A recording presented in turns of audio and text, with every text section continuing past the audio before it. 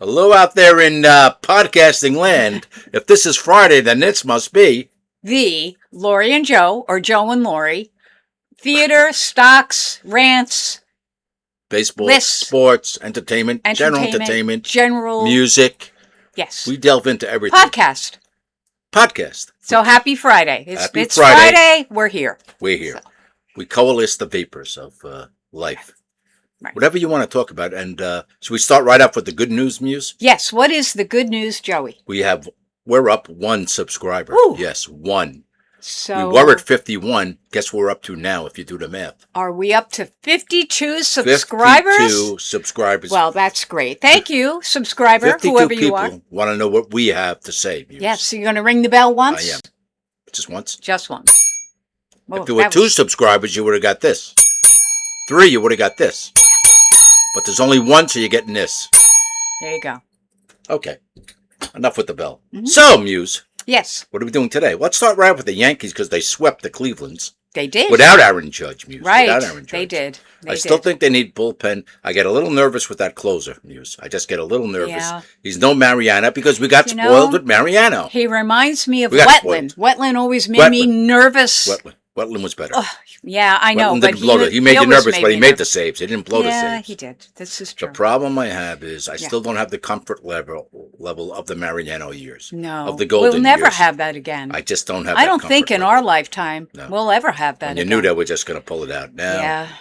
I mean, even without Judge, Chaz is stepping up, but still. Yeah, Chaz and I actually think their starting pitching is better than that. The best team that Joe Torre had. I think they're starting.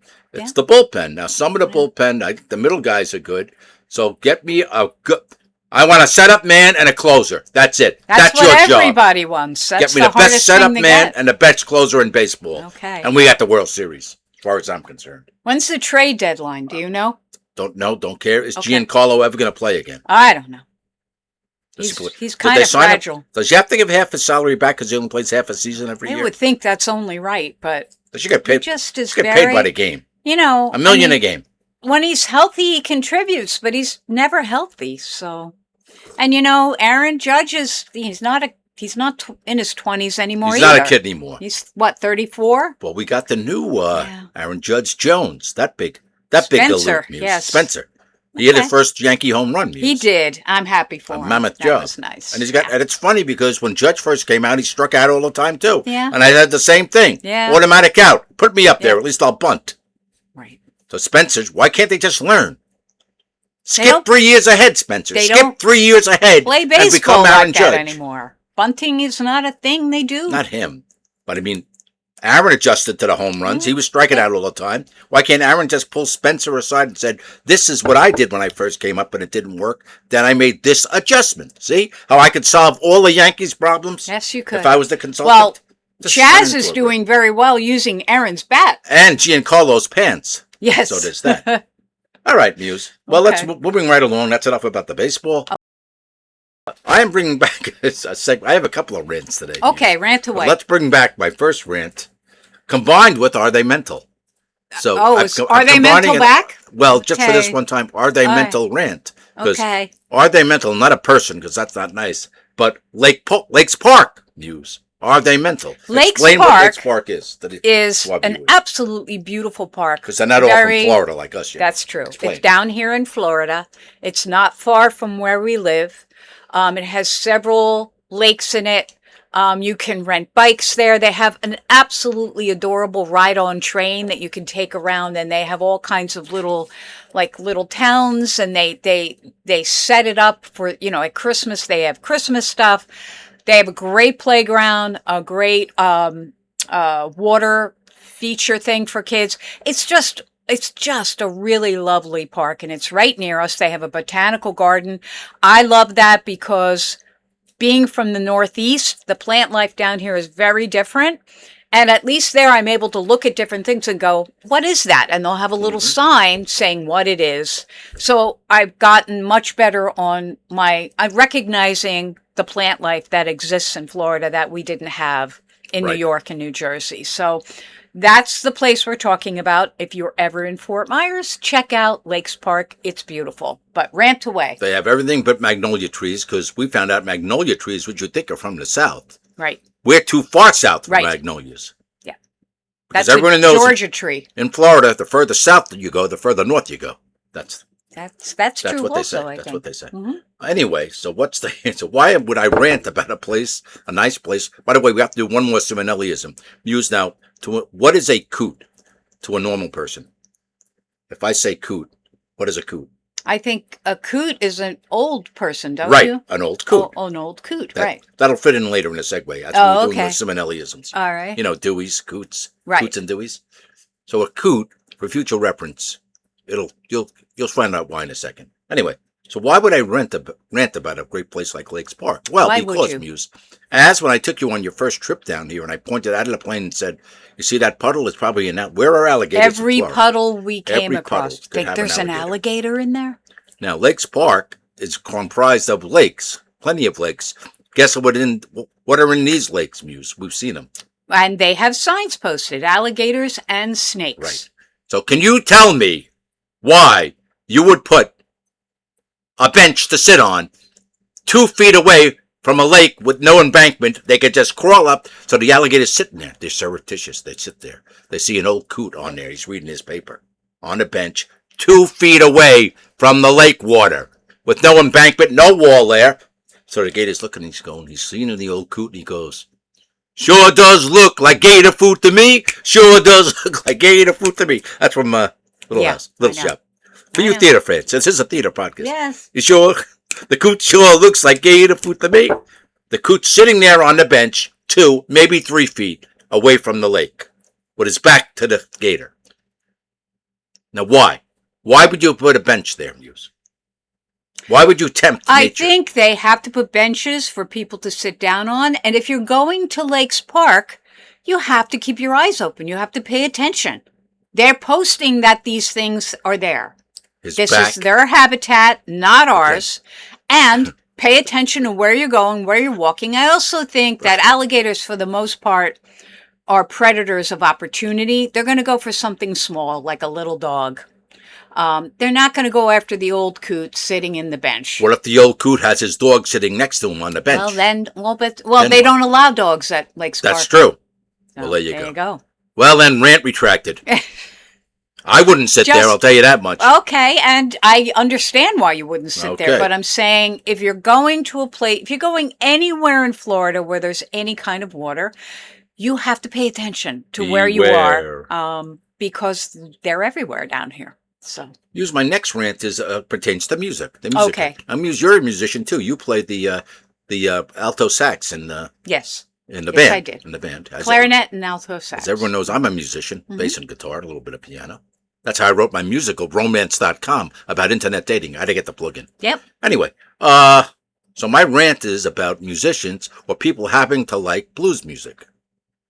Why is it you're uncool? Can I not like blues music? Am I required, because I'm a musician, to play along? Oh, yeah, blues. I love the blues. I don't love the blues. I love some, but I don't want to hear the same every 2 seconds.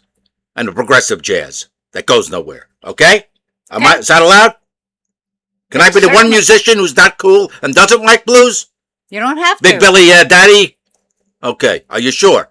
Yeah, you don't have to. I don't care for country music. Like some. So. Although we saw Bob Skaggs, and he's a blues man, and he does some nice stuff. Yeah. It depends on the kind of blues, I guess. Yeah. Well, it's the same thing with jazz. There's jazz is some the same jazz thing. I really like. Others, like, it I like sounds like noise. I like Dixieland jazz. Yeah. I love that. With the trombones. Mm-hmm. You played the sax. That kind of jazz I like mariachi bands, so. I do, too. Okay, that's that rant. I think I have one more rant. All right. Pertaining to music. It's the old classic rock bands jumping the shark rant use. Okay. So, since I grew up just at that time when AM radio was going from pop music, like the Beatles, who were our top 15 list, right? Just transitioning to the hippie movement and the long-playing FM stations. Remember, Muse? So you had all those FM long-play bands, like they were coming in, like Crosby, Stills, and all those. So, some of them jumped the shark. Okay. And I know because of my older friends who were older than me in high school, they had all the cool, like the James Gang, and they weren't going to be played on AM radio. Well, some of these bands, Led Zeppelin wasn't going to be played on AM radio. Maybe certain songs, but these were the cool bands that if you were still listening to AM Bubblegum, the Archies, you were not cool, according to the older guys. You're listening to Bubblegum. We're all listening to FM. Right. So when a cool band jumps the shark, Muse, what is that all about? Like, for instance, let's take Three Dog Night. And they were cool when they came out doing Eli's Common. They had that live album. Even the rock snobs liked them until they came out with Jeremiah Was a Bullfrog. Then my oldest snob friend, I liked him until they came out with that Jeremiah shit. Well, maybe they needed money, okay? Maybe I had to do one commercial song. Do you mind? Snobby rock man? We like the Doors. Of course, everybody likes the Doors, but the Doors transition both ways. How about the Jay Giles Band? They were one of the cool bands who wasn't played on radio, but I didn't even know why they were. Somebody had the Jay Giles Band. I don't know what songs they had. All of a sudden they did, My Angel's in the Centerfold. Did they jump the shark, Muse? What do you people think? When did your favorite cool rock band jump the shark? Tell us in the comments. They never do, so I don't know why I keep asking. Well, we can always ask. You know what I'm saying, Muse? Yeah, I see what you're saying. I think a lot of this had to do with MTV.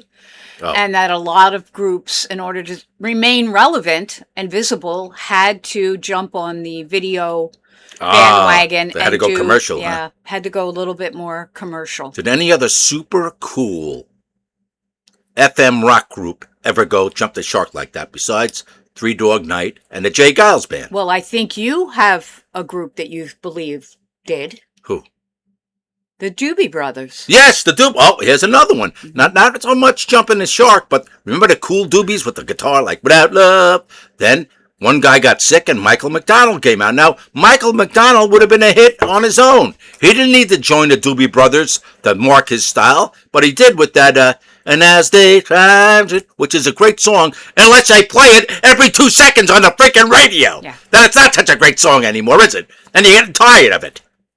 And they're still doing it. It's still every third song on the frickin' radio. How come they can't do one of my plays every third song? Every third play, I'd be rich. But no. Do you notice how it always segues back to him? Of course. What are they going to be here for? This, sweetheart man, this is what a narcissist looks like.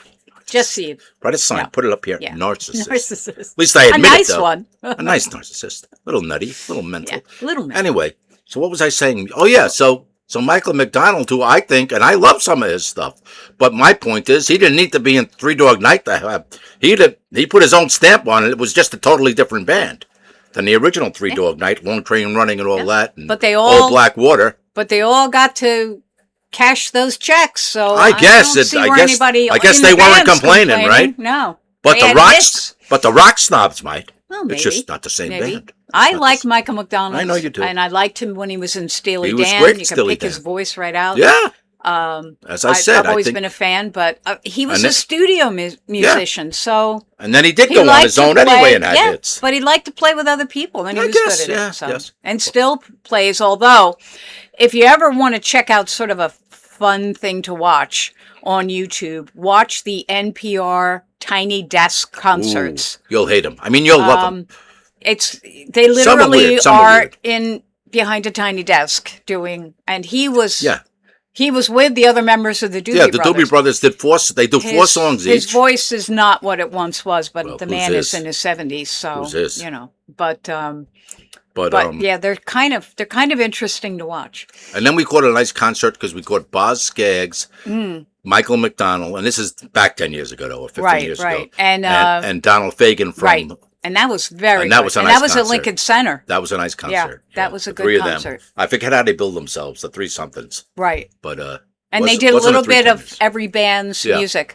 Boz Scaggs, who's the oldest of the three of them, I thought had the best voice still. Yeah, and he's a jazz man, and I love Silk Degrees, and there's a case of where his agent probably said, "Hey, you got a great voice. Write me a commercial album so we can cash in." Yeah. And he did. Let's make some money. And I don't think he ever did another one after that. No. The follow-up, I think, had a couple of things that, but I just love that album. I love everything on that album. Yeah, it's a good album. He's a jazz man. Yeah.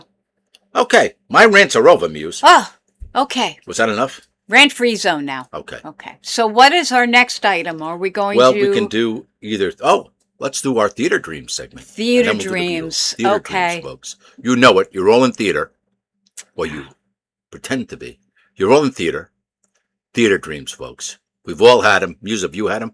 Oh, yes. Tell us one of your theater dreams. My theater dreams usually involve this guy, and it's usually I'm standing in the wings, I'm getting ready to go on, and I realize we never rehearsed this play. Right. And he's usually standing in the wings with me, and I'm like, Joe, we didn't rehearse this. We didn't rehearse this. I don't know what my lines are. And he says, just wing it, just wing it. And I'm so furious at him.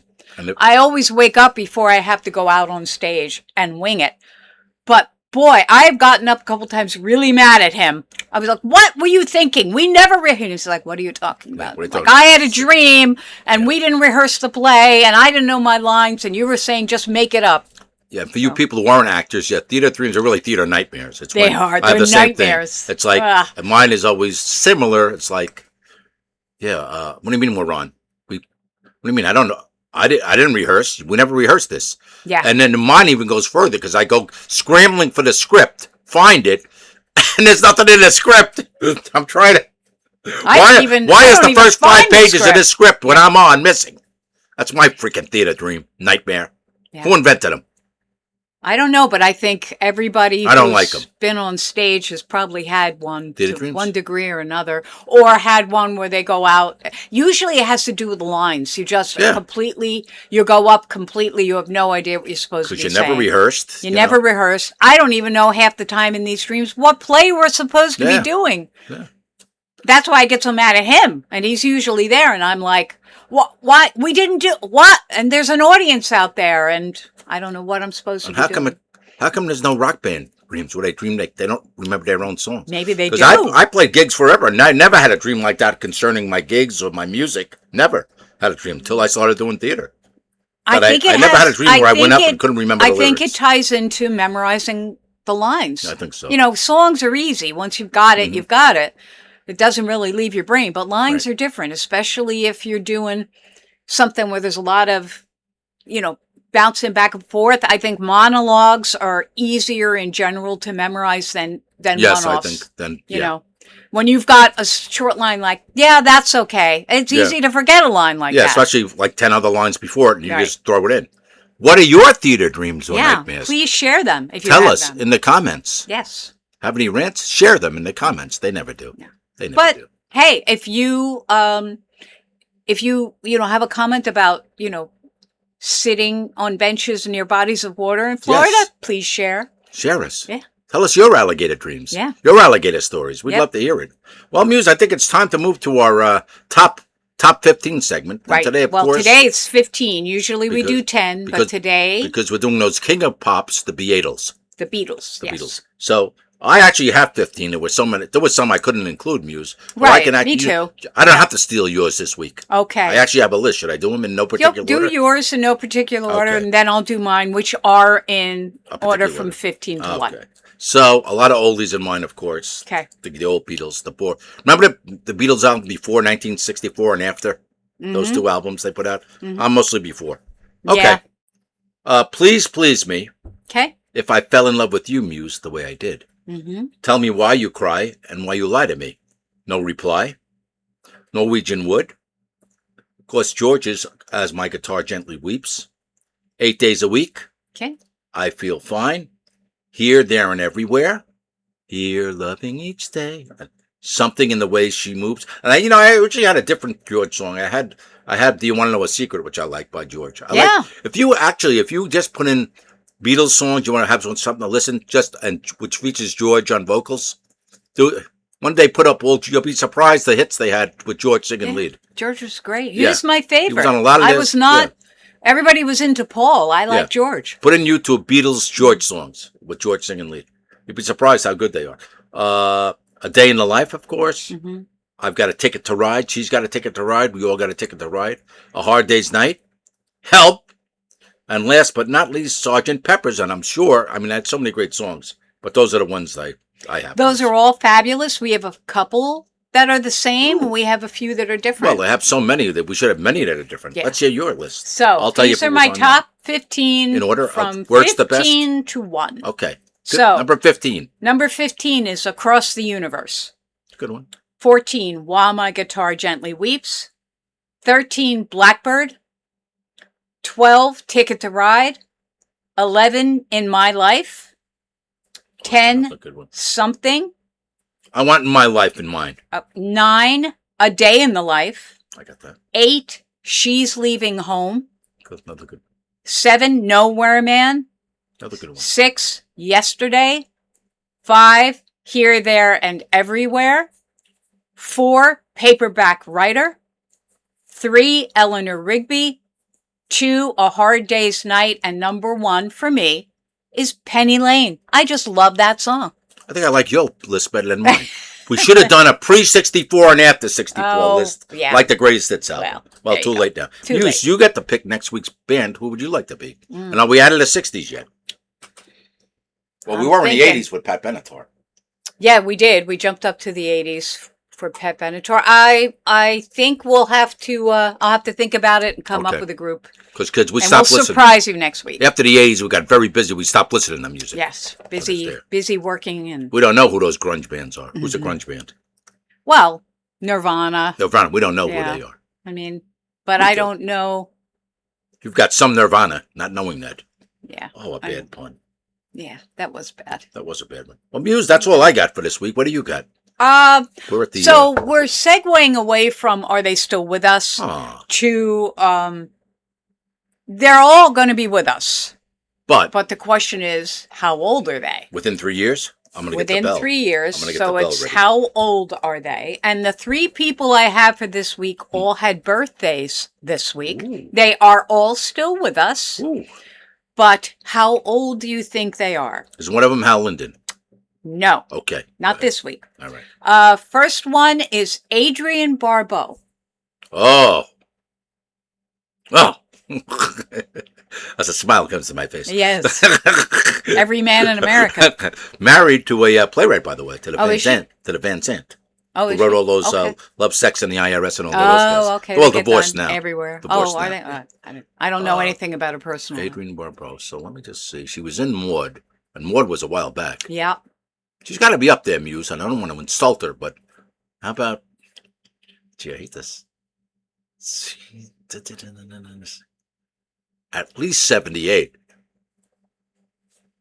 Well, her actual age is 81. So you didn't insult her. I was trying to be kind. I was going to say 80. But I'm in. Yeah. Within 3 years. Go ahead. Second one, Nancy Sinatra. Oh, same deal. I think a little older. I'm going to go with 83 for Nancy. Okay, she's actually 86. Still 3 years. And my final one this week, they're all women, I just realized. Okay. My final one this week is Michelle Phillips. Mamas and Papas? Yeah.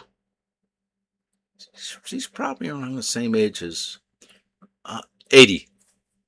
You're within 3, 82. Okay. So she's a year older than Adrienne. Yeah, they're all around like Paul McCartney's age. Yeah. And they all had birthdays this week. Not bad, huh? Happy birthday, ladies. So I would have been closer if we did this last week, because they would have been a year younger. Right. I'd undershot all of them, right? Yeah. I would have been within 2 years. Right. I'm going to ring the bell just for that. Okay. I just like ringing the bell. I know you do. All right. Yeah. Well, Muse, I think we're out of time. We're running only 23 minutes. That's pretty good. That's pretty good. Now, do we want to give people a heads up that next week this podcast will probably be in another location? Yes. And where will it be, Muse? It will be somewhere in the Midwest. Oh, we're not divulging it? And depending on what happens next week, he might be doing it by himself. Why? Because I might be in the middle of taking care of little Deweys. It's no fun doing it without you. I can't do the banter. Hopefully, I will be available to do it. And should I bring the puppet back? Wait, let's ask Will. Oh, yeah. Where is Will? Here he is. Will, what is your favorite Beatles songs? 'Tis thus I do like something as everyone else does. Will likes something. Huh? Yes. Okay. I thought he would. So I think that wraps it up for this week, Muse. It does wrap it up for this week. So, folks, again, feel free to comment. Yeah, comment. Like, subscribe, again, we're at 52, which we're thrilled. Because we started at 0. We started at nothing, but we're shooting for 100. And 100. Keep in mind that if we make it to 100 and you all say, please stop doing this podcast, we will stop. We will consider it. And we'll do the Great Loop. Right, Muse? We'll do the Great Loop. On foot. Yes. We are, in the canoe. We are following Back Roads and Backwaters. If you've never seen his YouTube channel. He's doing the Great Loop. Brenton and his dog, Wavy, he's doing the Great Loop. And he is... right now, well, probably it was a month ago, going around Manhattan. Very brave. He has a shanty boat. He's a lot of fun to watch. Okay. Well, that's it. That's it. Have a great week. Happy Friday. Bye-bye, everybody. Bye. Bye-bye.